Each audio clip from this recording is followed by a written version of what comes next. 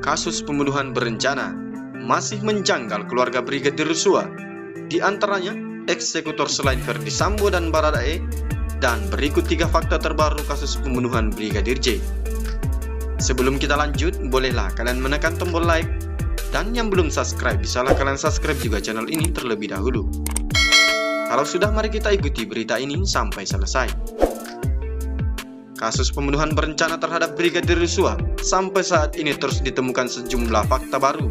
Di antaranya, fakta selama penyidikan kasus tersebut yang terus berlangsung.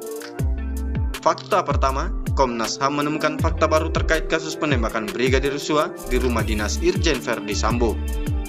Bahkan ia menduga tidak hanya ada 2 eksekutor yang terlibat melakukan penembakan Brigadir J, melainkan 3 eksekutor.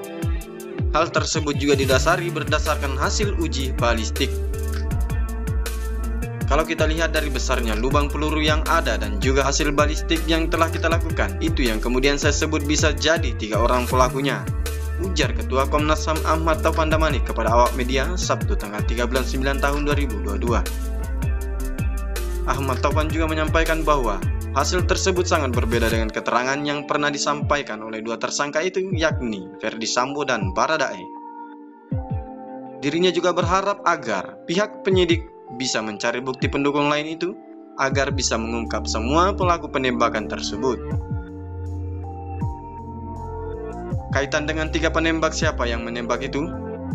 Pihak Ferdi Sambo bilang itu cuma Baradae, tapi kalau kata Baradae bukan cuma dia, maka bisa jadi saja ini 3 orang.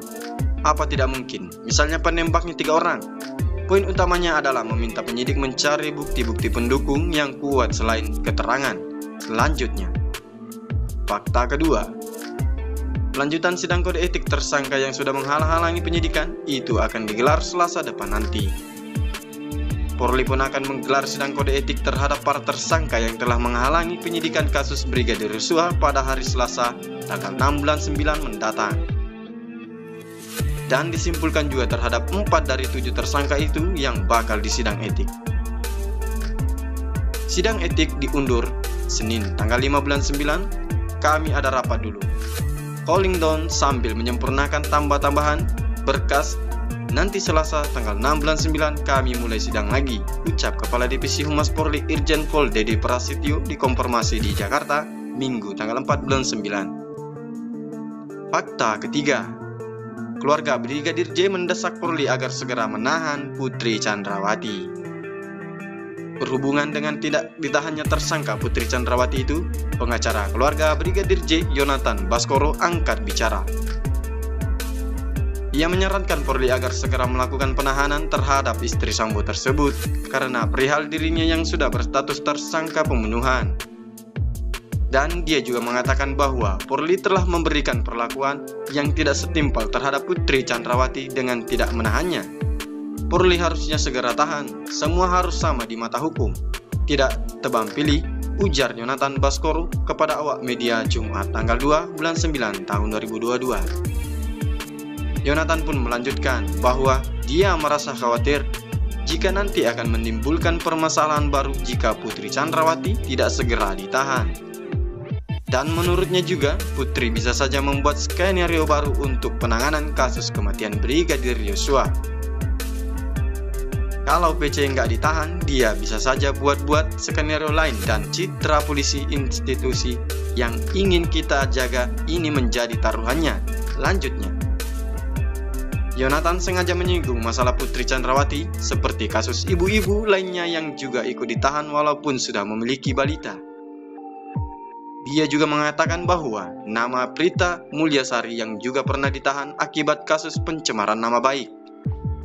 Bagaimana dengan ibu-ibu yang lain?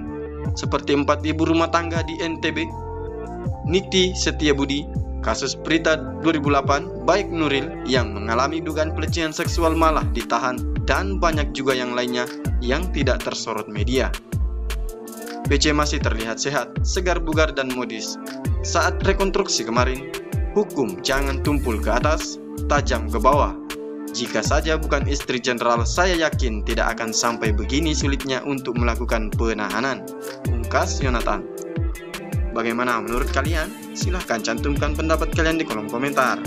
Dan terima kasih sudah menonton video ini sampai selesai. Sampai jumpa di berita selanjutnya dari channel Ali TV News.